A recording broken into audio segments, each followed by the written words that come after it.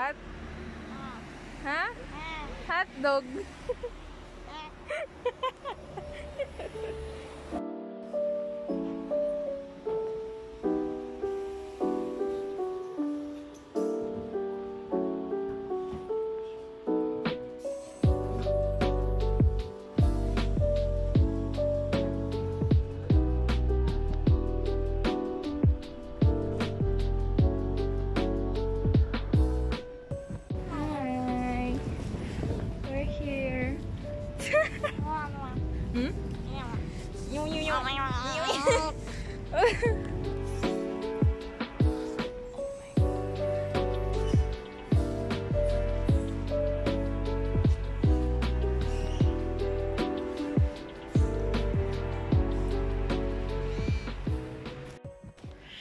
Ayan. Chinek ko lang kung gaano kalayo yung school na gusto kong pasukan this October. And ayan, hindi naman siya masyadong malayo. So, mahahatid ko pa rin naman yung aking alaga bago ako pumasok. So, that's nice. Meron pa rin akong extra income kahit na nag-aaral ako. So, ngayon, pauwi na lang ako. And, ayan. Yun lang.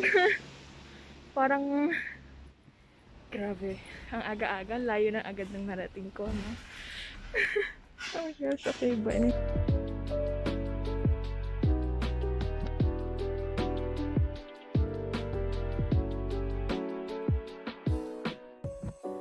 So, mag-voice over na lang ako kasi wala na akong masyadong clips na na-film na nakasalita ako. So, ayun.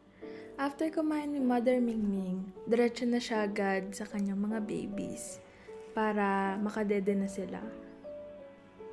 You know, gutom yarn. Siguro ang dapat na bagong title ng vlog na to, A Day in the Life of a Mother Mingming. Kasi wala na ako ibang film kung hindi yung pusa ko na nagpapadede. I'm sorry. I'm sorry, Mingming.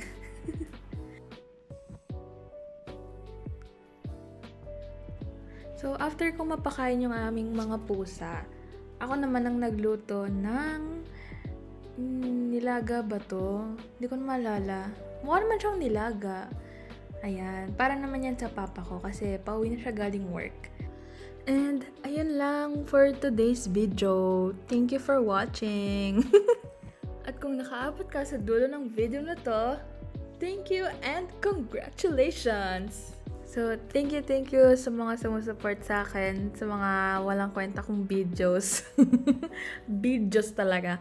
Mag-upload pa ako sa future talaga. Ang daming naka-line up na vlogs. Kahit ilang years na silang nakatago sa computer ko, i-upload ko pa din. At sana panoorin nyo pa din. Pero di ko naman kayo pinipilit. Pero parang ganun na nga. Ayun lang. Sige, bye!